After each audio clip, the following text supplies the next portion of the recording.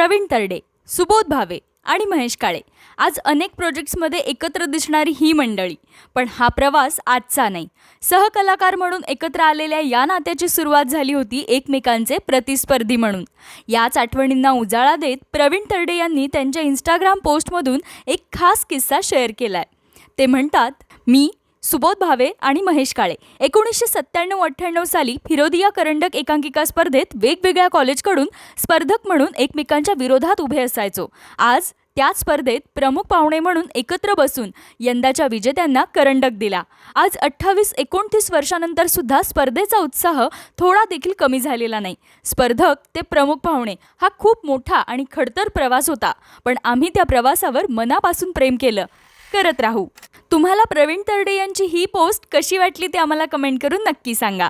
आणि अशाच अपडेटसाठी मराठी फ्लॅशला फॉलो करा.